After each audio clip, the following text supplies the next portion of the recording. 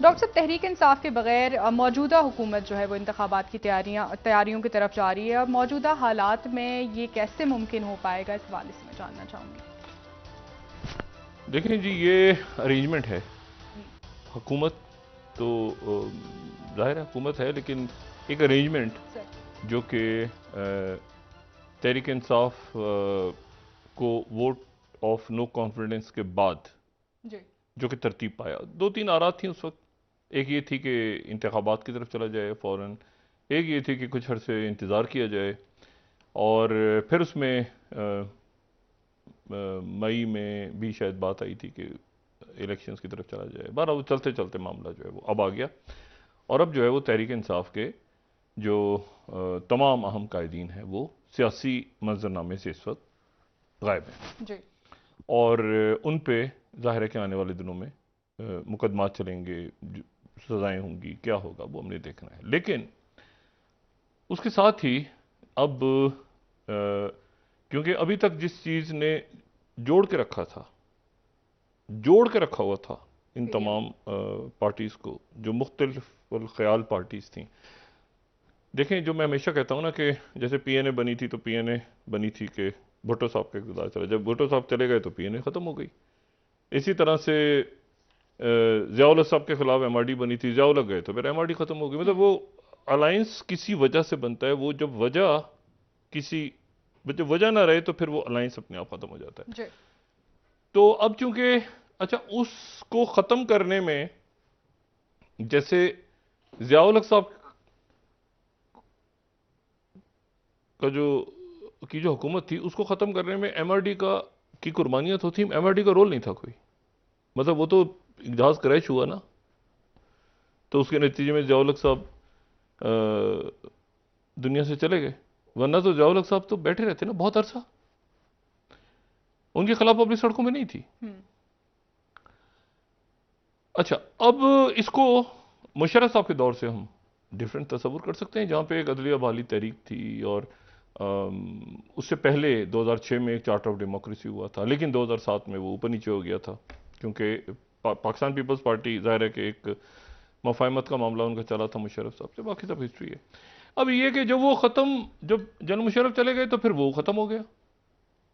अच्छा, उसके बाद जो है वो कोई जैसे ही कोई इनको इकट्ठा करने वाली फोर्स नहीं होती तो फिर ये टकराते हैं आपस में। जैसे कि आप देखें कि नवाज शरीफ साहब और सरदारी साहब। जरदारी साहब टकरा, ये अदलिया बहाली तहरीक, मेमो गेट, ये सारे हम्म। इशूज थे ना। लेकिन फिर जो इकट्ठे हुए तो वो हुए कि तहरीक इंसाफ सामने आ गई, उनके चेयरमैन आए तो फिर सब जेल हुए। और बहुत बड़ा रोल था उस धरने में पार्लियामेंट का, और उस पार्लियामेंट में पीपल्स पार्टी ने उसको जताया बाकायदा कि आप तो आते ही नहीं थे। आप याद करें ना खुर्शीद शाह साहब की तकरीर और इत्तेजाज हसन साहब की तकरीर, जो उन्होंने कह रहे हैं कि आप तो आते ही नहीं थे, ये तो हमने हमारी वजह से अब आपको जरूरत पड़ गई ना पार्लियामेंट। खूब उन्होंने कोसा, और बिल्कुल मुस्लिम लीग नून खामोश होके, बिल्कुल खामोश होके दो तीन दफा खड़े होने की कोशिश भी की थी चौधरी निसार साहब ने, लेकिन वो नवाज शरीफ साहब ने कहा था बैठ जाओ इस वक्त सुन लो। तो पार्लियामेंट ने उस वक्त एक रूल पे किया था। अब मसला ये है कि अब ये सूरत हाल कुछ इस तरह से है कि आपस में वो जो जेल करने वाला फैक्टर जब ना हो ना, तो फिर वो इख्तलाफात खुद ब खुद पैदा होते हैं। और अब चूंकि इलेक्शंस की तरफ बढ़ रहे हैं, चाहे वो 60 दिन हो, 50 दिन हो, जितने दिन हो, इलेक्शंस की तरफ तो जा रहे हैं, तो इख्तलाफात वाजे होना शुरू हो गए, और आहिस्ता आहिस्ता आने वाले दिनों में वाजे होंगे। वो यानी कामयाब होता है तो फिर उसकी सब उसको ओन करते हैं। वो एक चीज़ जब नाकाम हो जाती है तो उसको कोई ओन नहीं करता। तो जो नाकामी है वो बदतरीन नाकामी तो मईशत पे है। तो पाकिस्तान पीपल्स पार्टी ने आज जो बिलावल भुट्टो जरदारी साहब ने आज खिताब किया, जी।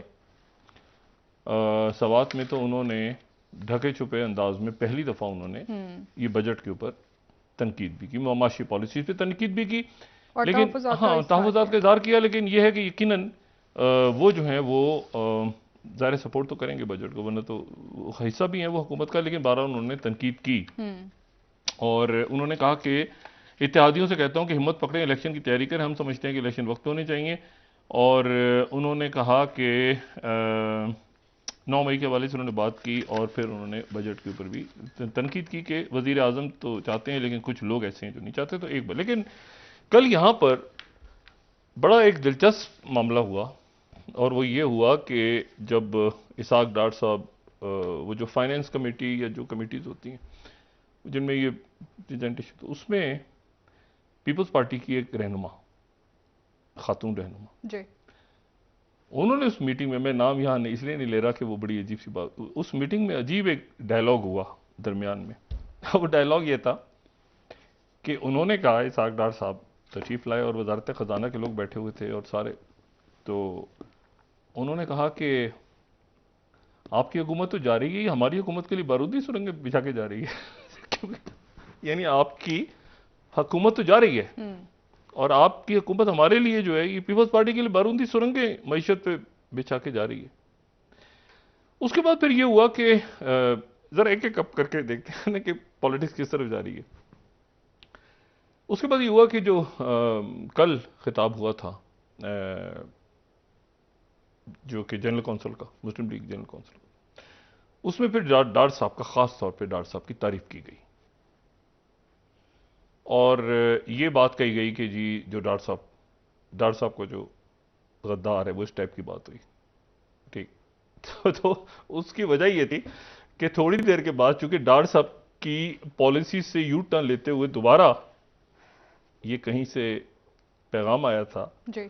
कि जी डार साहब जो बात कर रहे हैं और डार साहब ने जो जज्बात में आके जो बात कर दी है, देखिए जियो पॉलिटिक्स तो है, इसमें तो कोई शक नहीं है ना। मतलब वो देखिए दुनिया, हम कहेंगे जी IMF या जो अमेरिका से आपके ताल्लुकात पहले थे या जो, मतलब दुनिया तब्दील हो रही है, इसमें कोई शक नहीं। लेकिन बहुत सारी बातें जो हैं वो ऐसा भी नहीं कि उनको इस तरह कहा जाए। डार साहब जज्बाती हो गए। अच्छा, डार साहब ने कहा कि साजिश हो रही है, यानी हर थोड़े अरसे के बाद डोनाल्ड लू कहीं से निकल के आ जाता है, साल के साल आता है डोनाल्ड लू और हुकूमत के खिलाफ साजिश करते हुए गायब हो जाता है। तो डार साहब का मकसद यही था कि हमारे खिलाफ साजिश हो रही है और ये जो है ये साजिश के तहत जो है हमारी गड़बड़ सारी कर दी गई है। उसके बाद वो कंट्रोल डैमेज चूंकि करना था, मैसिव कंट्रोल, तो मैसेज आया इधर उधर से, वजारतों से, बाकी जगहों से कि भाई आपने ये क्या कर दिया है, साजिश हो रही है।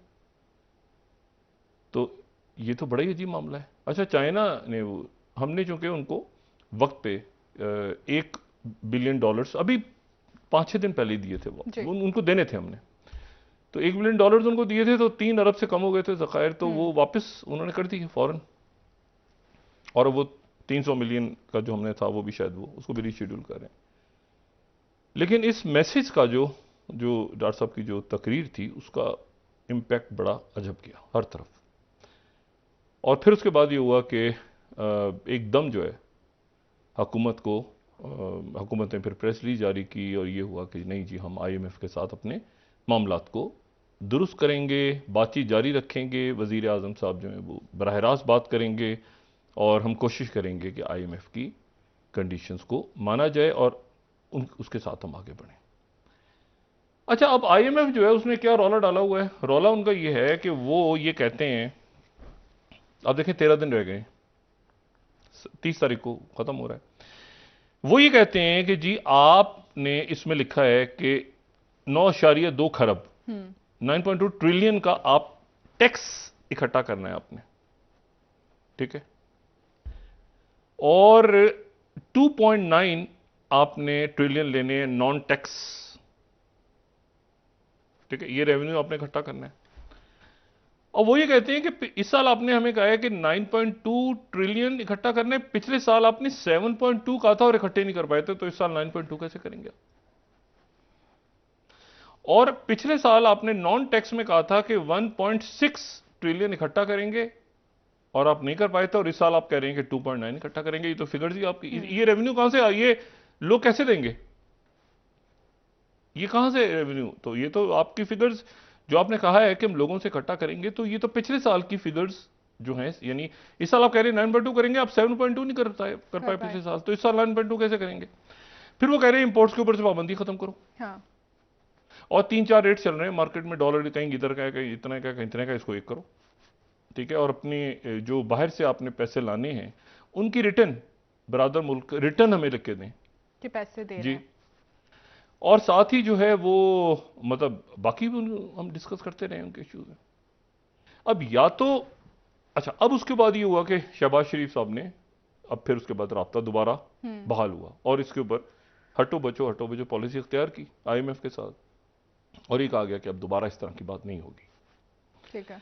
और उनको इंगेज किया जाएगा, और इंगेज किए जाने के बाद हम इसको मामलात को आगे 9th जो नवा उनके साथ